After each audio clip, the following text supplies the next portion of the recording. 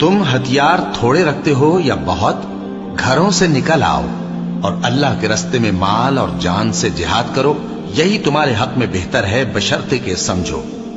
अगर माल गनीमत आसानी से हासिल होने वाला और सफर भी हल्का होता तो ये तुम्हारे साथ शौक से चल देते, लेकिन मुसाफत इनको दूर दराज नजर आई तो उज्र करेंगे और अल्लाह की कस्में खाएंगे कि अगर हम ताकत रखते तो आपके साथ जरूर निकल पड़ते।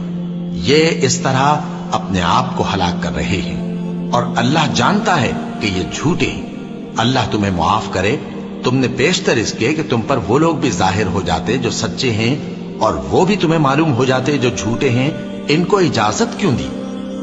जो लोग अल्लाह पर और रोज आखिर पर ईमान रखते हैं वो तो तुमसे इजाजत नहीं मांगते कि पीछे रह जाएं, बल्कि चाहते हैं कि अपने माल और जान से जिहाद करें और अल्लाह परहेजगारों से वाकिफ है।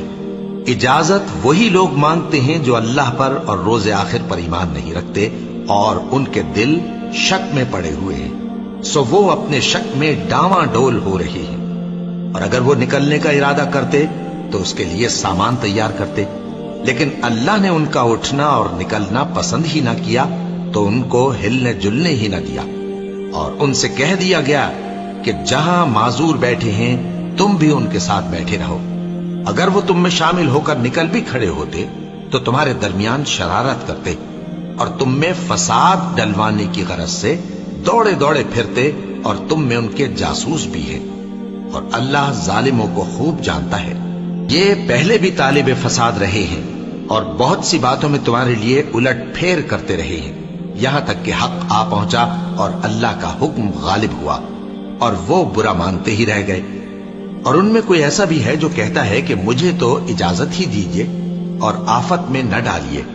देखो ये आफत में पड़ गए हैं और दोज़ख सब काफिरों को घेरे हुए है। ए पैगंबर, अगर तुमको आसाइश हासिल होती है तो इनको बुरी लगती है और अगर तुम पर कोई मुश्किल आ पड़ती है तो कहते हैं कि हमने अपना काम पहले ही दुरुस्त कर लिया था और खुशियां मनाते लौट जाते हैं। कह दो कि हमको कोई मुसीबत नहीं पहुंच सकती बजुज उसके जो अल्लाह ने हमारे लिए लिख दी हो, वही हमारा कारसाज है और मोमिनों को तो अल्लाह ही पर भरोसा रखना चाहिए। कह दो कि तुम हमारे हक में दो भलाइयों में से एक के मुंतजिर हो और हम तुम्हारे हक में इस बात के मुंतजिर हैं कि अल्लाह या तो अपने पास से तुम पर कोई अजाब नाजिल करे या हमारे हाथों से तुम्हें अजाब दिलवाए। सो तुम भी इंतजार करो, हम भी तुम्हारे साथ इंतजार करते हैं। कह दो कि तुम माल खुशी से खर्च करो या नाखुशी से, तुमसे हरगिज कबूल नहीं किया जाएगा।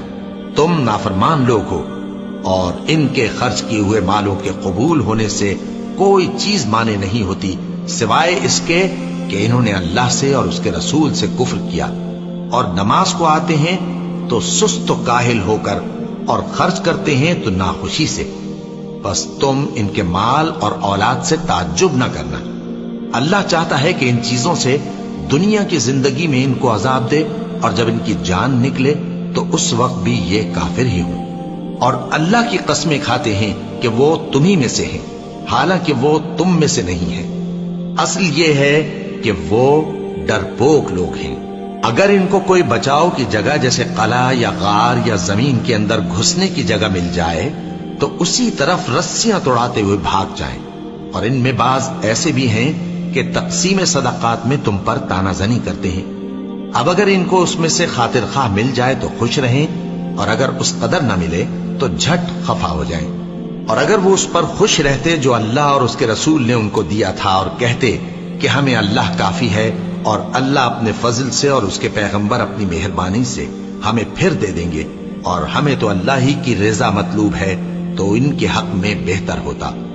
सदकात यानी ज़कात और खैरात तो मुफलिसों और नादारों और कारकुनाने सदकात का हक है और उन लोगों का जिनके दिल जीतना मंजूर है और गुलामों के आजाद कराने में और कर्जदारों के कर्ज अदा करने में और अल्लाह की राह में और मुसाफिरों की मदद में भी ये माल खर्च करना चाहिए।